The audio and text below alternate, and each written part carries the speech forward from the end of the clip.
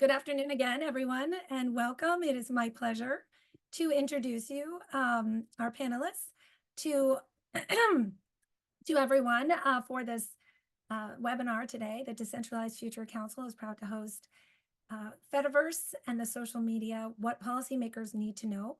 My name is Hillary Brill, and I'm joined with Mike Masnick, founder and editor of Techdirt, Amy James, founder Web3 Working Group, and author of What Kind of Internet Do You Want? And co-founder of the Open Index Protocol, and Ross Schulman from the Electronic Frontier Foundation, EFF, the first official senior fellow on decentralization policy.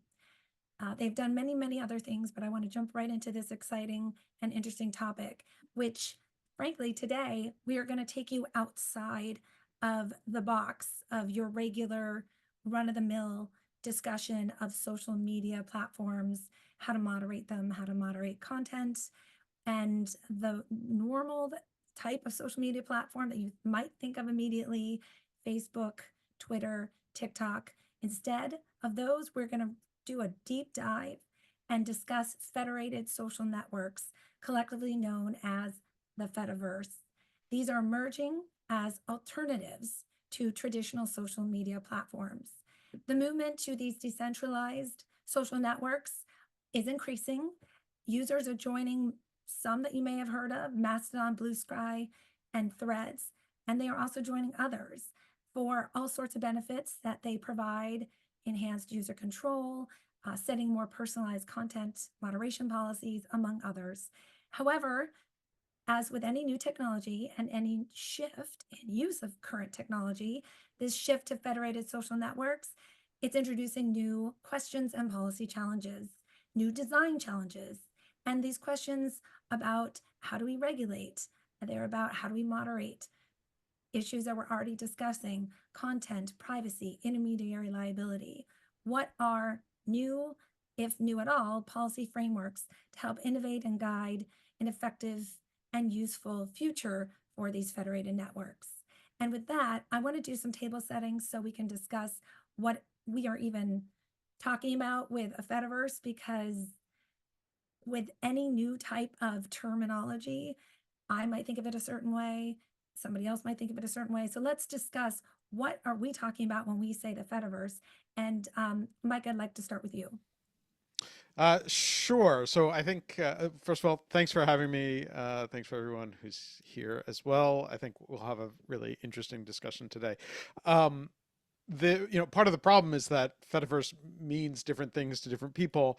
And so it really started out specifically as a term that referred to one particular type of decentralized social network, or social tool, that is one that is based on a protocol called ActivityPub, which is a standardized protocol, one of the earliest of the decentralized social protocols.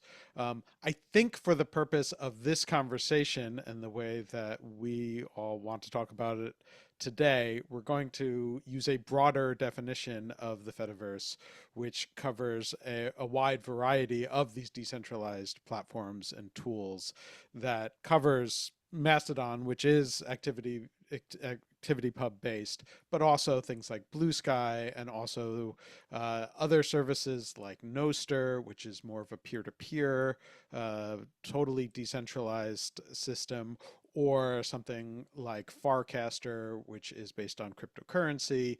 There are a number of different social media protocols and systems out there right now that are based on a variety of different approaches to decentralization, and they work in different ways and have some different affordances, and therefore some different ways of being set up, different ways that they handle questions of content moderation, different ways that they handle a variety of different questions. And so I think for the sake of this particular panel, we're going to be thinking of the Fediverse as sort of encompassing all of that, and with a recognition that not everything that we say that applies to one of these systems equally applies to all of them. And it sort of helps to have a general sense of what happens when you decentralize social media, but recognizing that there are a number of different ways that decentralization can actually take place. And then what does that mean for the rest of the questions we're going to discuss?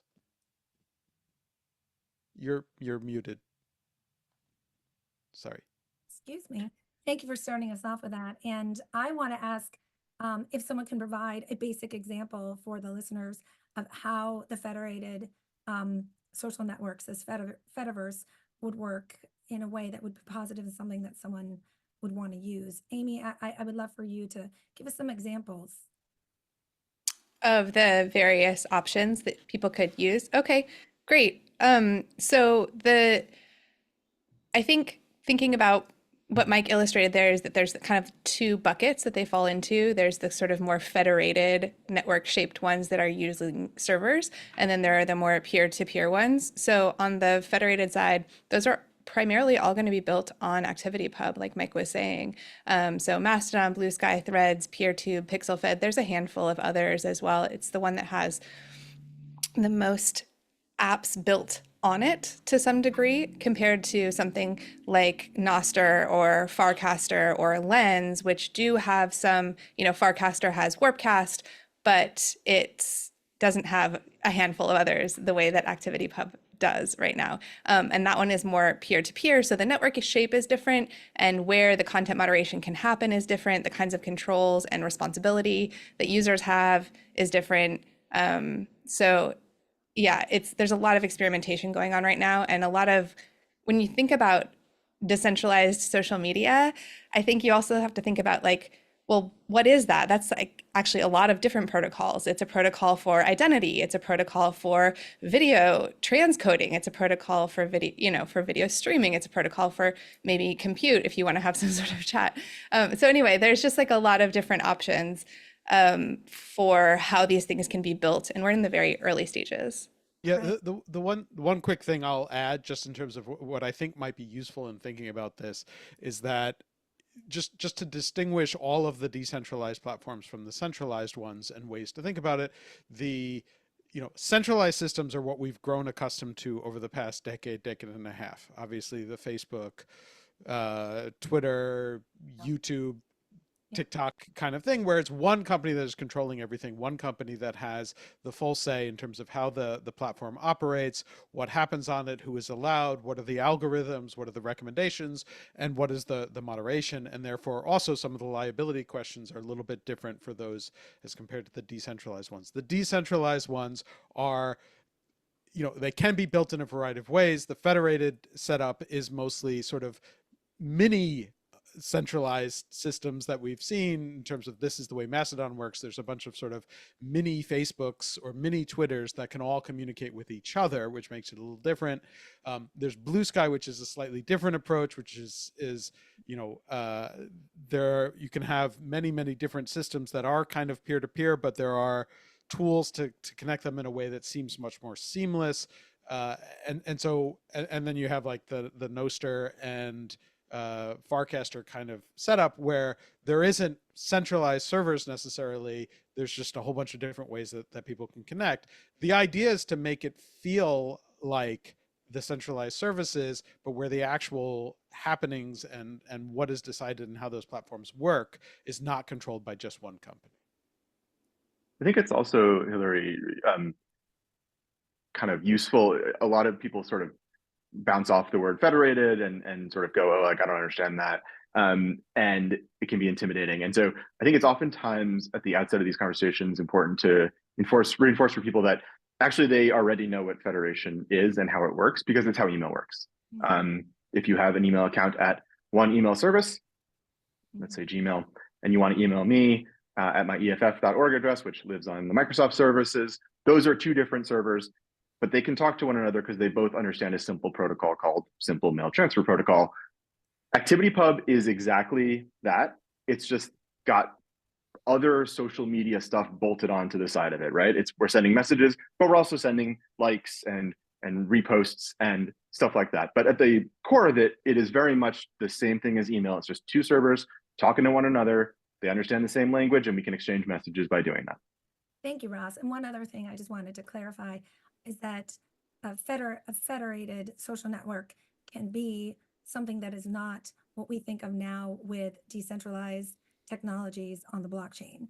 So there are social media decentralized networks that you may or may not have heard of, and those are blockchain-based networks, but we also have ones that are not at all blockchain, and the ones that I mentioned earlier are not blockchain. And that doesn't mean that, that's why I like to set the table and say, what are we talking about? The Fediverse can include both of them. So I'm not trying to confuse anyone, but it is exactly what you said, Ross. It's a federation where all these different systems are able to talk to each other, and we already have them. They already exist. So I really appreciate you saying that. I also want to talk a little bit about, as just a basic user of these systems, some of the promises that they provide and why people would want to join them and why they would want to use them. I'm going to start again. Mike, maybe you can give us a little genesis of how the Federation, but the Fediverse kind of started to pick up and started to grow. And you mentioned Farcaster, for example. Now Wall Street and many different venture capitalists are interested. They only have 80,000 users and they just raised $150 million. So we are on the movement, the emergence of these systems, and they're not to be ignored. They're very important. So go ahead. Yeah, and I think, Ross's point about using email as an example and a way to sort of think about federation is actually really important because, that was a lot of the way the early internet worked, was through sort of federated systems, and email is a perfect one as an example, where you have different servers and different systems, but they could all communicate with each other. And we had a few other things like that. Usenet was a sort of early communication sort of group platform that was built on an open protocol, and you could have different servers and they could federate. And really what happened in the sort of early to mid 2000s was a bunch of companies sort of recognized that putting a very nice front end on these things and creating a centralized version of them was a lot easier from the standpoint of user adoption. So that's where we started to get, what is generally historically referred to as Web 2.0 services that were centralized, and they provided sort of a very, very easy to use system that didn't involve having to understand what was going on, at the protocol level. And that certainly had a whole bunch of benefits. And the internet that a lot of people know was based on a bunch of these centralized services. We also began to realize some of the potential problems with that. And really over the last decade or so, more and more people have recognized there are concerns about competition, there are concerns about privacy, there are concerns about content moderation, there are concerns about all of these things that have certainly come up, and there have been lots of different discussions about them. And that has resulted in a lot of people trying to think through, are there better ways to do this? And the more recent focus on decentralization and federation, I think, was really in some part started by a lot of people recognizing, we had this early promise in the, really in the 1990s of these different decentralized systems that everybody could access. And it, and that got a whole bunch of people excited, but we ended up with these more centralized systems, which sort of went against what a lot of people really thought the early internet, where it was going to head. And so I think, the more recent rise in these decentralized platforms came about as a sort of, retort to the concerns and problems of centralized systems that people had. And the concerns that people have, cover that wide range of things. So there are different concerns and different approaches because of those different concerns. And I think that, a lot of the current interest in this space is, can we build something different that is not just a competitor to what is out there, but is built on a fundamentally different system that hopefully avoids some of the larger concerns around competition and privacy and free speech and moderation questions that came about as the central providers existed. Then, so there's been a lot of work done on it over the last few years. I think that the real sort of Kickstarter to a whole bunch of this was Elon taking over Twitter and sort of really sort of giving a sort of shock to the system. I mean, a lot of the work on these other systems was happening before all of that came into play. Some of it, certainly ActivityPub predates it by quite a bit, and Mastodon by quite a bit.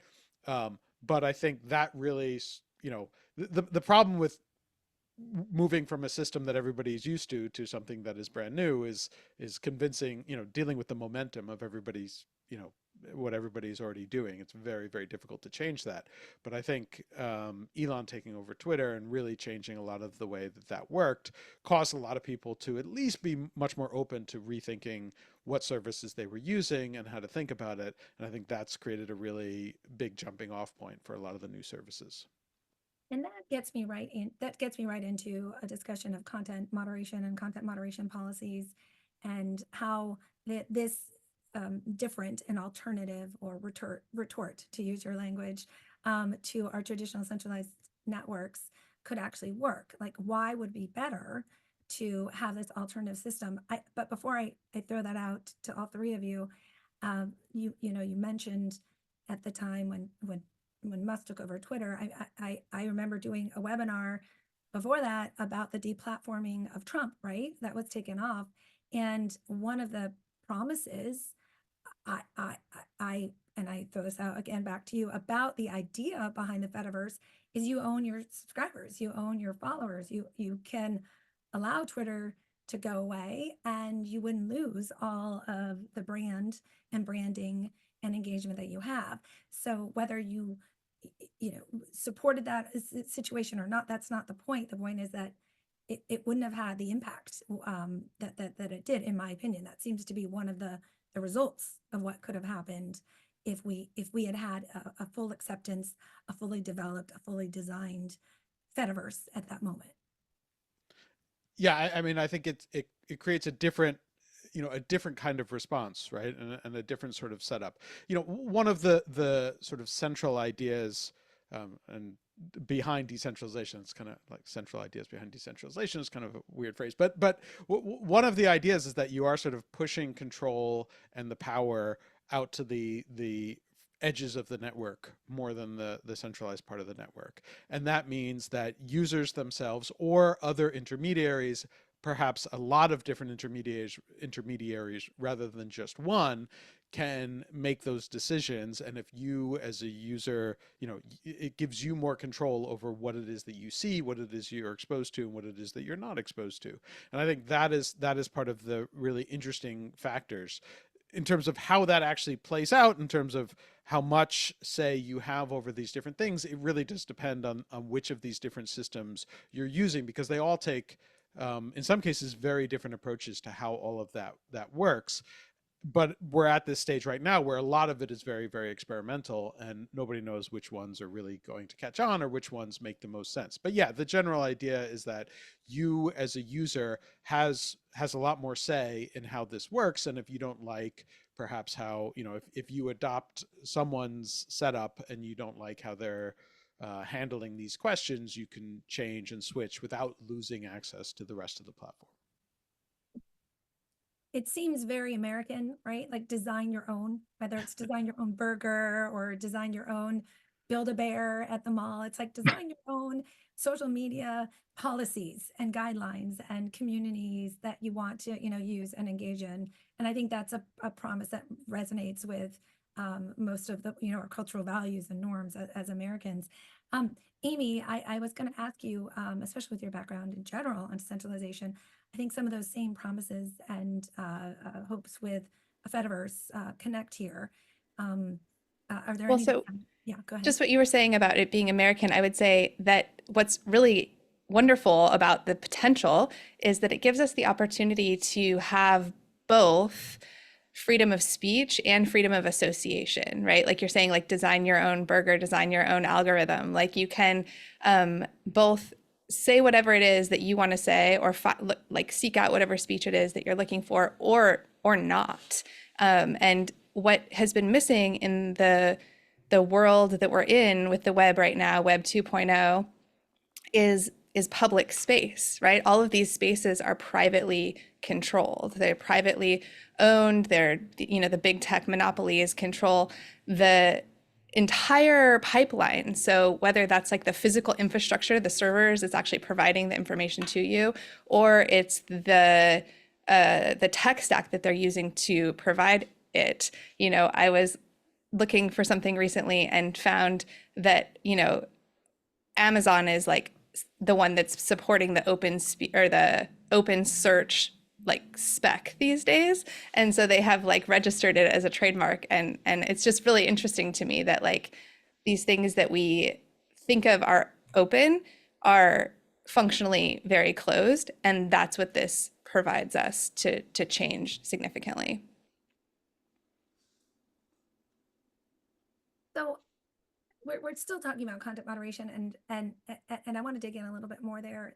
Clearly, Congress has looked at this and tried to come up with solutions, many solutions. States are coming up with solutions. Those solutions have been some tried in courts, some gone all the way to the Supreme Court. But what we do with content moderation is the Fediverse going to resolve those problems? I mean, we're talking about the benefit of design our own, pick what we want. Is the Fediverse going to get rid of some of those guidelines that we need to have out there? Clearly, there are other concerns, right, than just your moderation or your guidelines or your policies. But if this is truly going to be a potential or an alternative or a solution, it would have to address so many different concerns that are already being bandied about. What do you guys think? I don't think there's anything out there that will resolve or get rid of the need for or the conversation surrounding content moderation. As long as there are people in the world using social media, we're going to want ways to sort of moderate that social media.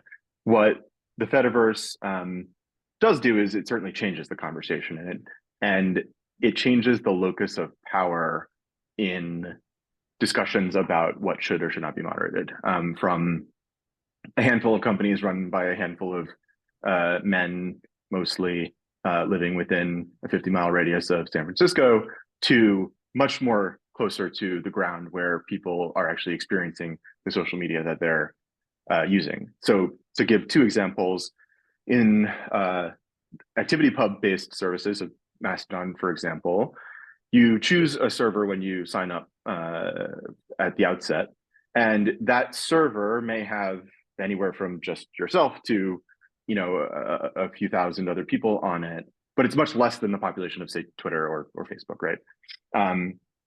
And moderation decisions on that platform are made either by yourself, you can choose to block other people, obviously, or by the administrators of your server. So the content moderation happens in a much smaller community and in a way that hopefully you have more recourse to go to the administrators of your community, talk to them, appeal their decisions, and so on and so forth. To take another example, the Blue Sky model, very interesting model. The system actually has what are called labelers, and anyone can be a labeler. So I could, if I wanted to, start today being a labeler. And all labelers do is assign, as you might imagine, labels to content. If they can either go on individual posts or they can be attached to users. And those labels will convey some information about the post or the user, saying, you know, maybe this is hate speech, or this is, you know, not safe for work, or something like that. And then on your as a user of the service, you can subscribe to any labeler that you want, and you can decide what you want to do with all of the labels that labeler offers. So you may say, oh, you know, posts that are labeled, you know, hamburgers, I don't want that to show up in my feed at all. But but maybe posts that are marked giraffes, you know, just, you know, give me a warning first, or something like that.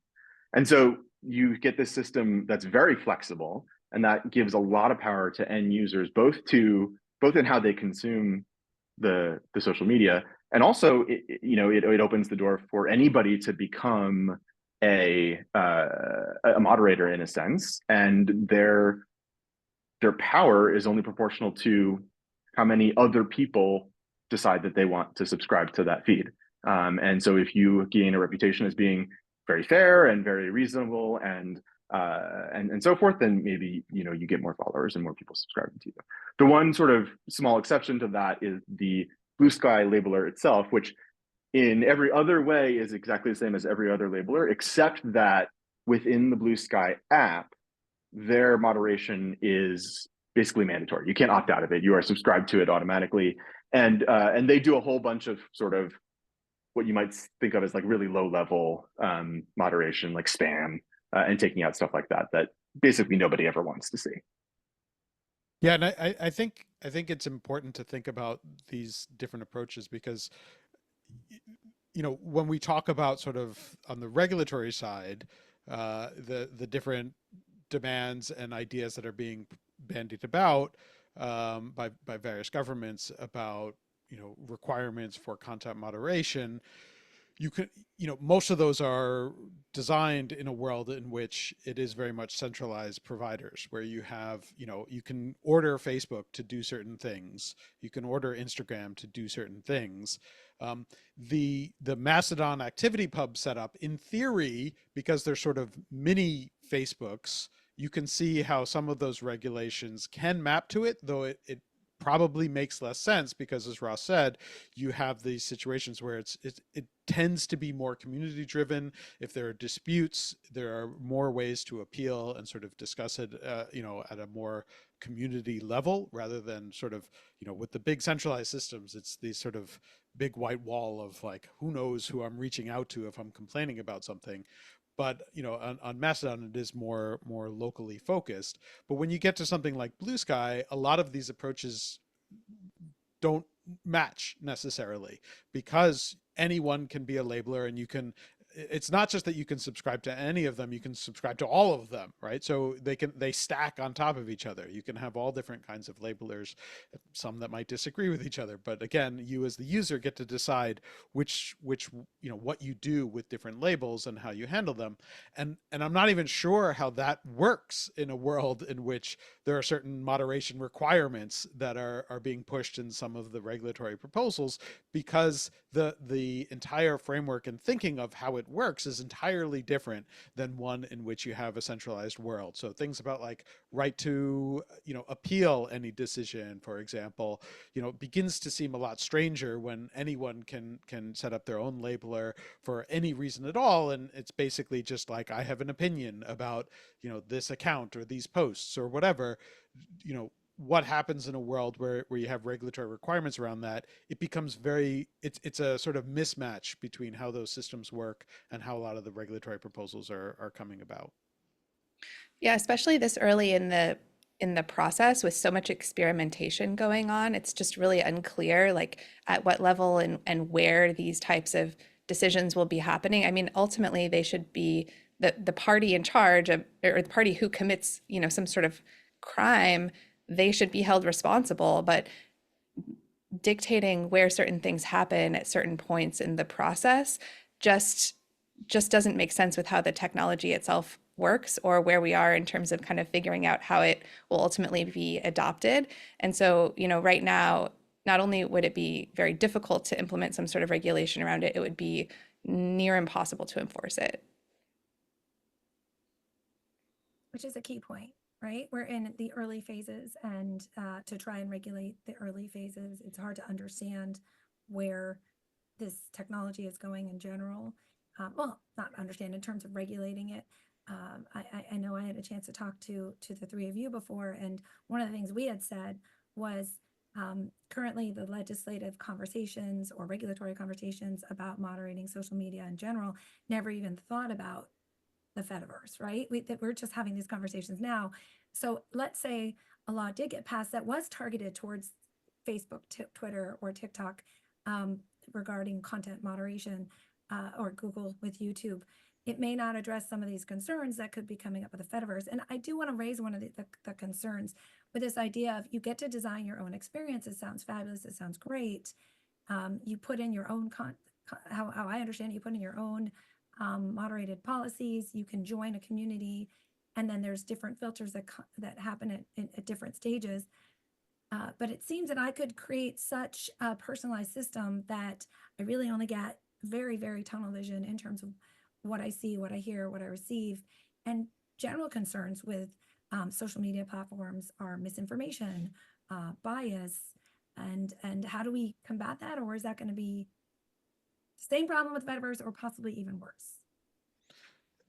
Yeah, I mean, I'll start on that one. I think that one, that's already true of the way that social media works today to some extent. So we're not talking about anything different there, right? I mean, the way social media works today is you get, based on who you follow, there may be recommendation algorithms and things like that, but those are still going to be based more or less on who you follow and maybe who you like and things like that. I think that, there has been some research that has suggested that the sort of the story of echo chambers or bubbles driven by social media is probably less true than most people think it is. And in fact, a lot of the research has suggested that social media has exposed people to more and different ideas than they've been exposed to in the past. So I'm less worried generically about that as a concern. I think that I'm not sure that's been a realistic problem in the way that the world works.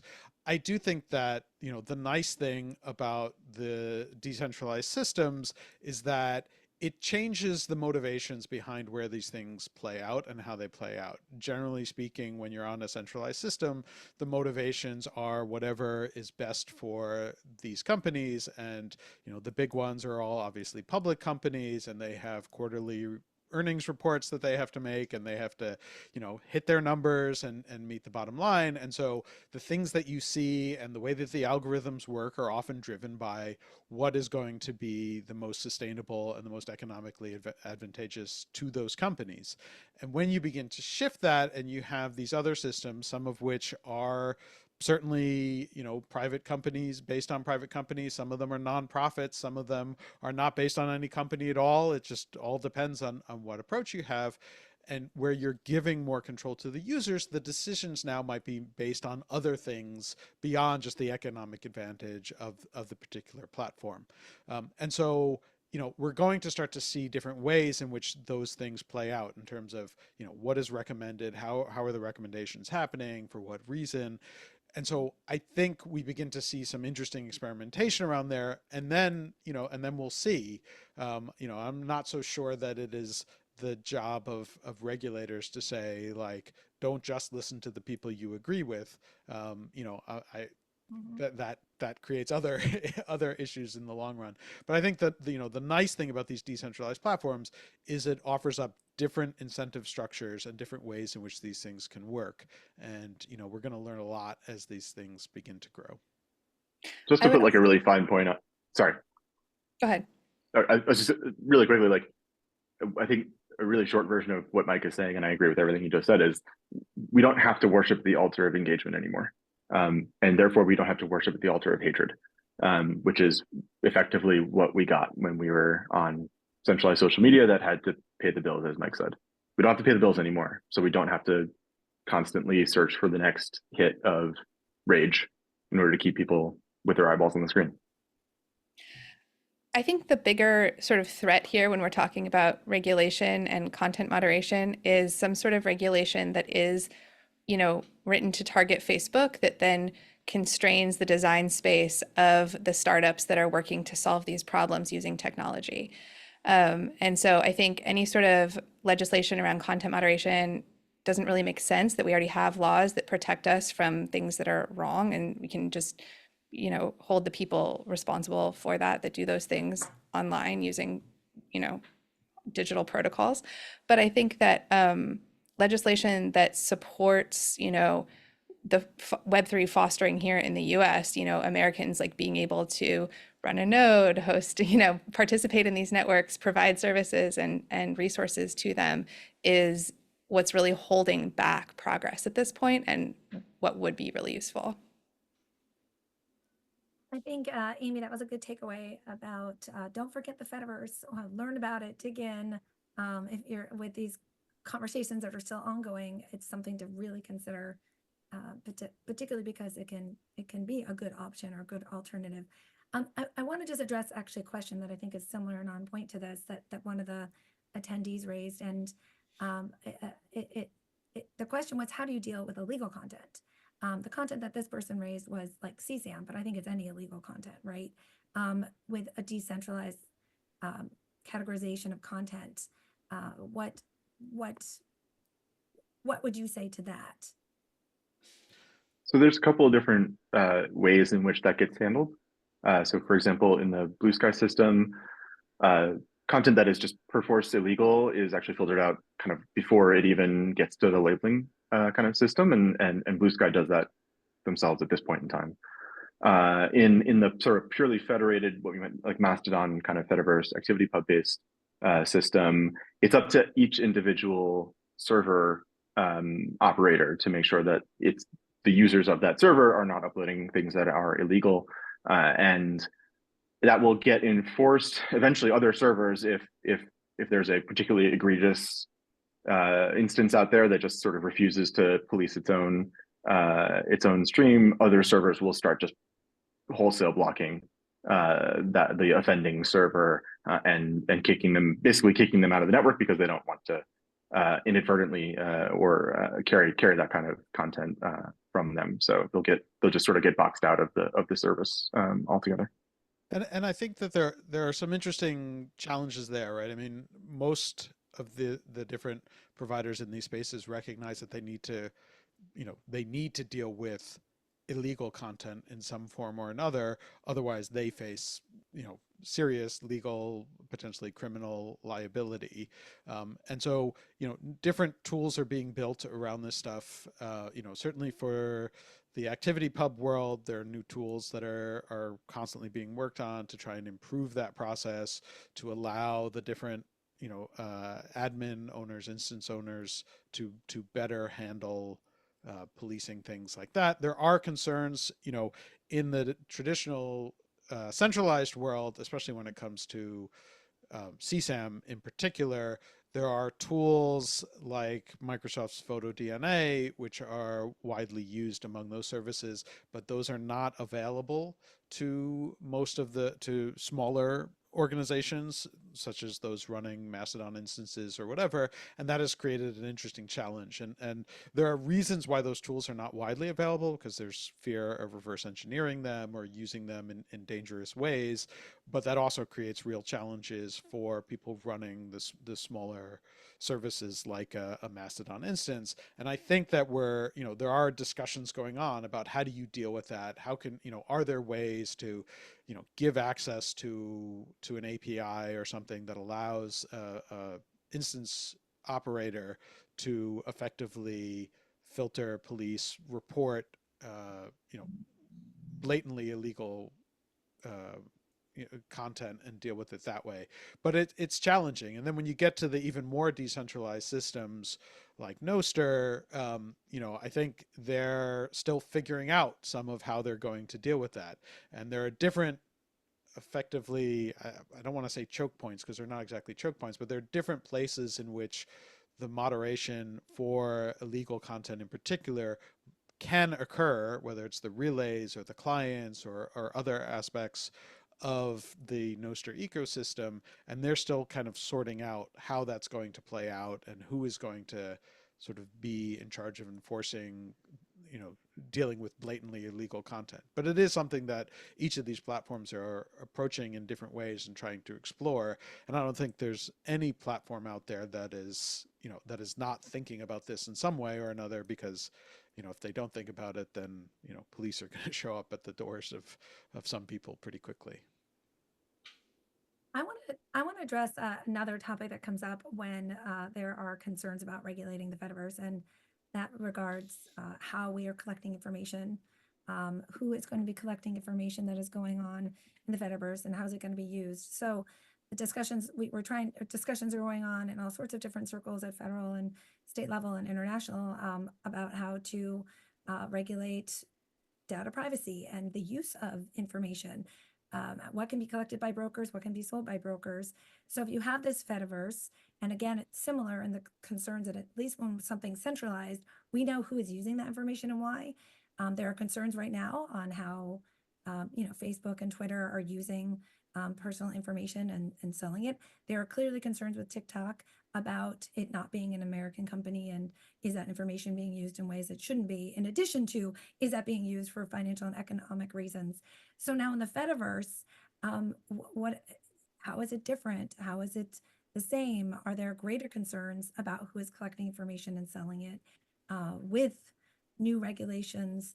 Are there concerns similar, Amy, to if we start to regulate and do have a comprehensive privacy bill on how to collect data and sell it or broker it?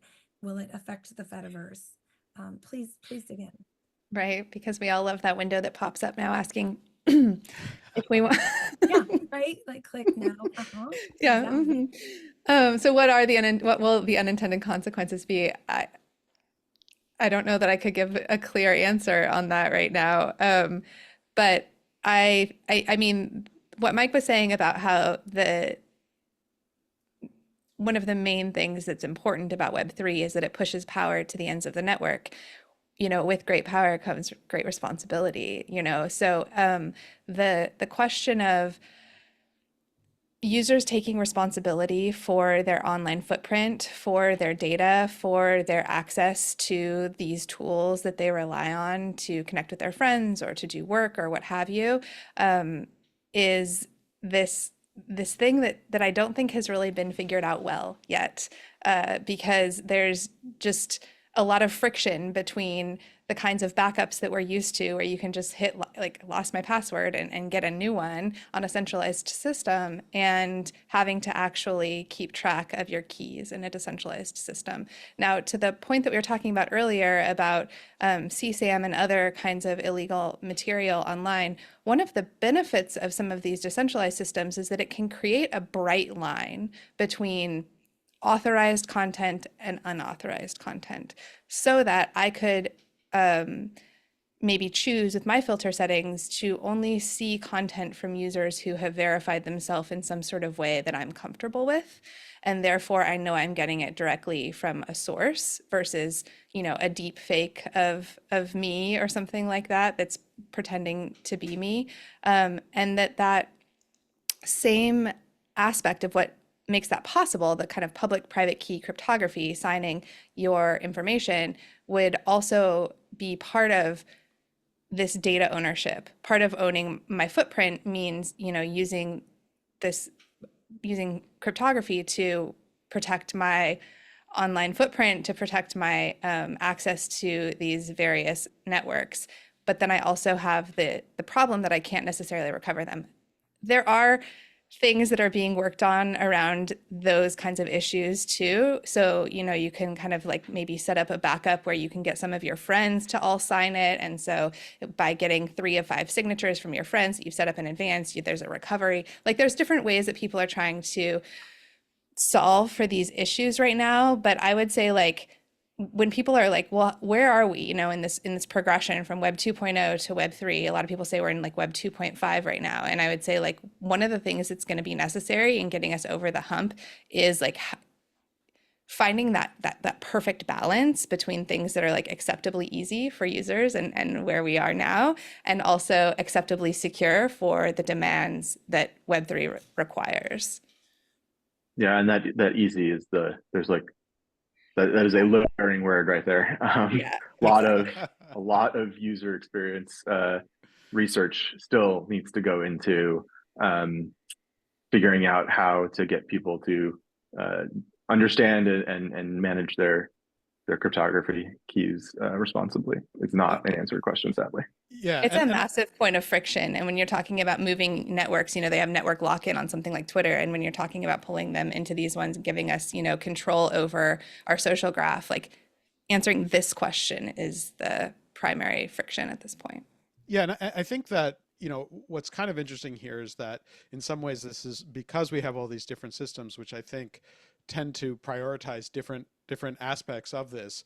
We're going to begin to see what it is that users actually prioritize as well, right? And so some of that is ease of use is sort of across the board, is certainly something that people prioritize, but do people prioritize, you know, data ownership or privacy questions? Do they prioritize having full control over the moderation stuff? You know, there are all sorts of different questions, and it's not clear, and different people are going to prioritize different things, and we're going to sort of see how that shakes out. And I think, you know, what'll happen is we'll begin to recognize which things, this is sort of a natural experiment, we're going to see which aspects of this, beyond just the ease of use and the sort of nice UI features, you know, which things people actually do prioritize. Because, you know, going back to the question, Hillary, like on the privacy questions, each of these different systems really handles it somewhat differently. And so there are different aspects to the way that a Mastodon handles privacy questions versus a Blue Sky versus a Noster versus a Farcaster. And some of that is going to come down to user preferences in terms of, which things are most important to them, what level of control, what style of control is most important to the users. That's something that we're still finding out. And it's true, similar to the question around content moderation and regulations, the questions around privacy regulations applies in a similar way. Some of the proposed privacy rules that are going around might make sense in a world that is all centralized and is all Facebook and Twitter, but don't necessarily make sense in a world where you have something like Noster, where there is no central, entity that is that it's even possible for them to be collecting data on users, and yet they may end up with certain requirements based on these privacy laws. And so understanding these different systems and functionally how they work and how they're different and how they might not even fit into this framework that a lot of privacy laws are being made around, I think is really important to understand. And so as people are looking at different regulations, having at least a basic sense of technically how these different systems work, and even if they, what happens in these systems if you pass a certain kind of privacy regulation, what does that mean, I think is going to be really important. So what I'm hearing in terms of this sort of beginning of an experiment, even though it's been going on for a while, I say beginning loosely, like a big term, since this is a federated system, interoperability, collaboration, working together can lead to more success in a variety of different ways, depending on what users actually want. I mean, you all said ease of use seems to be an obstacle in terms of adoption for any new technology, right? And then there are these other protections that people are looking for. So I want to, ask you this. We are in the quote unquote beginning stages, but the discussions right now, the bill that passed Congress about banning TikTok, if the Fediverse was fully established and somebody had their 30 million users and something got banned, they could theoretically take that with them, right? I mean, that really is one of the promises. Like, you wouldn't be as worried about TikTok being banned if it was a federated system, right? Is that correct? I just want to make sure that is. Yeah, I mean, it would be a lot more difficult to do a TikTok ban of a decentralized system, and again, we don't know necessarily the legality of the TikTok ban. Putting aside putting aside that, right? But the mechanism right now is that the app stores effectively have to block it, and that would be much more difficult to do with most of the decentralized systems, because almost by their very nature, they allow for there to be many different apps that can all access it in different ways. There are other ways of getting access to it that where there isn't the same choke point. I mean, I think the TikTok ban in particular sort of relies on the fact that there's a choke point in the App Store. And, part of the point of most of these decentralized systems is that by being decentralized, you don't have single choke points, or they're much harder to get at in some way or another. And so, yeah, so I don't think you could ban a decentralized platform in a similar way. I'm sure that there are creative legislators out there who might come up with ways that might make it a lot more difficult and throw some sand in the gears towards getting access to some of these, but it would be a lot more difficult to do that. Well, once the TikTok ban was proposed, there were many different users that have of TikTok that say, I have my small business on TikTok, or I have this many followers. What I see as one of the promises of this Fediverse is it wouldn't matter if you were hosted on TikTok, or you were hosted on Twitter, or you were hosted on YouTube. Right. That whole discussion would be moot. That's the goal. With the power of the It's kind of like, if we get it right, that's the answer. And because TikTok would be the interface, it would just be the application that you're using because you like the filters that they highlight, or the way that where they put the buttons, or that they have a dark mode, like whatever it is that's your cup of tea about how they lay it out. And the thing that's sort of interesting here, especially with the rise of AI, is that then what it opens the door to is like a massive amount of proliferation, personalization at the app level, where you can almost just like ask your AI to write you an app that looks like this, because there's just this massive sort of data lake that it's pulling all of that information from, because all of the different aspects that would make that app, so your identity, how you upload the videos or photos, like how you do the tagging, all of that are just these sort of like composable protocols that are kind of like plugged into that app and then give you that output that you're looking for. That's the dream. And even today, so I mean, if for whatever reason, if you choose a Mastodon server, and for whatever reason you end up not liking it, right? Maybe you disagree with the moderation policies now that you've been there for a little bit. You can move servers. It's not 100% seamless, but it's pretty good. You can sort of up stakes, and your followers will come with you, and anyone who wants to find you afterward will find you at your new address. It's kind of like setting the forwarding on an email address and moving to a different server, right? It works pretty well.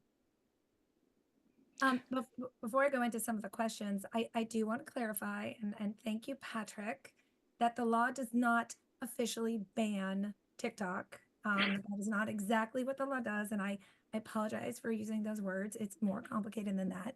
But let's say there were a law that specifically banned Twitter, or there was a law that specifically banned YouTube. That's basically where I was trying to go with that. So thank you, Patrick. I do appreciate that. And I do want to be specific with my terms. I didn't mean to interrupt anyone. Did someone have any final words on that? Because otherwise, I'd like to try to go into some of the questions that have been proposed. One of the attendees said, in order to achieve content moderation that is now being discussed, could this be accomplished by regulating Facebook and Twitter X, formerly Twitter, to allow individual users to adjust their personal filters? Wouldn't it be necessary to go so far as to allow multiple companies to run the system? So, I mean, I think there are a few assumptions in there that it depends is kind of the answer. There is this question, which is, I think, is what that question was getting at. There's this concept of like middleware, right? Can we create a space in which you still have centralized providers of these services, but there's a sort of marketplace for third parties to provide services on top of that around content moderation, maybe around other things. I think that's a really interesting space, and I think there's value in sort of exploring what is happening with the sort of middleware concept, but it's still one that is fundamentally based on the idea that centralized services control the ground layer of this. I think there could be really interesting things that happen with that if there's some sort of mandate. It becomes very tricky when you start to get into the weeds of how do you do that in a way that continues to protect privacy, that doesn't lead to bad outcomes. I mean, you could argue that in a world in which, there is mandatory middleware, you get situations, like Cambridge Analytica or something, where they were set up as sort of an app on top of Facebook that was supposed to be this fun sort of sharing of data, which was then later taken and converted into being used for political messaging, which was not what people signed up for when they did it, and there were lots of concerns about it and lawsuits and everything along those lines. If you're mandating middleware on a centralized platform, you could still end up in situations like that. There are questions around things like Clearview AI, which is a facial recognition service that built its AI system based on scanning all sorts of social media pictures that they were able to get access to. So there are always concerns about how do you handle that.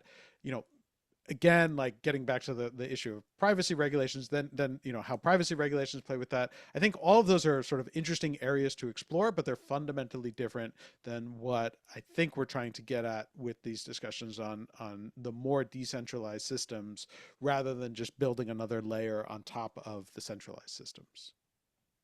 I'm going to jump into another question, which we discussed the hurdles, but what what do we need to do to incentivize existing platforms or networks to open up and join the Fediverse? We didn't mention Threads. Threads just joined the Fediverse, but not everyone is federating with each other. I know there's a website that'll say which ones are and who they're connected to. So we're talking about a Fediverse, and there's this assumption potentially that everyone's connected. Number one, that isn't true, but number two, what do we need to do to incentivize opening this up and getting people to join? Well, I mean, the one extreme side, right, is the EU's Digital Markets Act right now. I mean, right now they're just focusing on chat apps and frankly a bare handful of those. But I think they've sort of said that they want to expand the scope of what is covered by the interoperability mandate in that regulation. And so, you know, I don't think that's a terribly American. I don't think we would ever see that happen here as a sort of a law out of Congress. But it's certainly it's sort of like the extreme version on one end, right? Yeah, and I think there are a few other interesting approaches along those lines. I mean, one is that I think that certainly a lot of sort of smaller and mid-sized companies are recognizing that there are advantages in this and that they don't have to be as reliant on the big centralized players, which has been an issue in the past. So you have companies like Flipboard and Medium and Ghost that are, you know, sort of smaller mid-sized companies that are embracing the Fediverse because they see it as a way that they were previously very reliant on Twitter and Facebook, and that represented certain challenges. So they're recognizing that just the basic advantages of connecting to this world. I think there's some other interesting sort of more speculative policy proposals that could be really interesting. I'd love to see some sort of safe harbors for, like, you know, potentially like antitrust safe harbors for companies that are willing to adopt the, you know, decentralized system that allows users to get out of centralized systems. So if, you know, Meta or Google are scared of antitrust cases being brought, if they're willing to adopt decentralized stuff that allows users to still access, you know, users on their system without being on their system, maybe there's an interesting safe harbor proposal there. I wrote a paper a few years ago recommending basically that. That would be awesome. I think that, like, the last piece of it is just like the financial incentive that, you know, as every time that the eras of the web grow, the total addressable market gets bigger. And what happens when you, let's say, like, you know, all of this content, there's all this discussion about like the value of content that influencers or people are just putting out there and who owns it. And if you actually could put some sort of licensing or commercial terms on your content when you publish it, and then the app that's, you know, sharing that on your behalf is able to receive a cut of that just creates this like financial incentive that is kind of baked into the protocol itself. And that's part of the cryptocurrency kind of side of this conversation. But that's a really, like, there's a lot of potential for revenue there. I appreciate that all the like minds think alike on this issue, and you addressed a little bit about what one of the questions was, which is what are some policy recommendations to improve the Fediverse and benefit users. And I think we touched on a lot of that when we talked about all the main concerns that are still existing outside of the Fediverse. They do exist in the Fediverse. I mean, we don't want to forget that. There are data privacy concerns. We didn't even get a chance to really talk about accessibility, inclusivity. We want to make sure that as this is being designed and the Fediverse is in experimental stage, that it's inclusive to many, and that people can use it effectively. It's actually useful and they're empowered, but there are protections and legal protections. I think all those concerns, to answer this person's question, unless there's something else you guys want to add, you guys addressed. I mean, you addressed it really clearly. We have a few minutes for the last few words, and I do want to thank all of you for coming. But if there's one thing that you want all the listeners to take away, now is your chance. So to put you on the spot, Ross, I'm gonna give you your 30 seconds. Yeah, I think the one thing that I think is really exciting that we didn't really quite touch on or illuminate as much as is the way in which the Fediverse gives more power to users, not in the sense of sort of like limiting what they can see or choosing what is limited, but in growing what they can see. And so if you're the sort of person that like me, who, you know, every time you open up Twitter, you used to go up to the top and say, no, I want it in chronological order, not your whatever you think I want. You know, the Fediverse is for you. Like, you can have your because it's completely open, your client can do whatever you want it to do, and it's not going to keep flipping back to the old, or at least it shouldn't keep flipping back to the other way. But, you know, if you're the sort of person that loves the idea of like a really curated algorithmic feed, my God, like, the world is your oyster here. People are building feeds for themselves, as on Blue Sky, for example, you know, that are like, you know, show me all the penguin pictures, and, you know, there's some AI like scanning every post that comes through Blue Sky and pulling out all the penguin pictures and shoving them into your feed if you really love penguins. And so, you know, the level of sort of control that individuals have now is amazing. Any other last words? Y- If not, Yeah, the only thing I'll add just really quickly is that it is actually a really exciting time. There is all this experimentation going on, and I think that it's very easy to sort of feel that the world of the internet is stale, that we have these 5 companies that are all made up of screenshots from the other 4 of those 5 companies that are being passed around, and that's what everyone is talking about, and everyone's mad about this or that and angry about this or that or concerned about privacy or this or that. There's something really interesting and fascinating going on with all of these different experiments in decentralized systems, and that's something that we should be excited about, and we should hope that more of that continues and that we begin to see sort of what comes out of it, because it's really the early days, and it's something that is different and fundamentally more optimistic than what we've dealt with for the last decade. Yeah, I completely agree. Web3 makes the internet better. It helps, it's kind of like the opportunity for it to live into that original dream that we all had of this free and fair marketplace for ideas and people to connect. And I think that, you know, we can achieve that with these new tools. thank you for ending on such a wonderful, optimistic note. And I look forward to seeing how the Fediverse grows and unfolds. And thank you again for all of your time and this interesting and engaging discussion. And with that, I'm going to say thank you to the panelists and attendees. And until we all get another chance for the next Fediverse panel. Thanks, Lily. Thank Thanks. you. Thank you so much.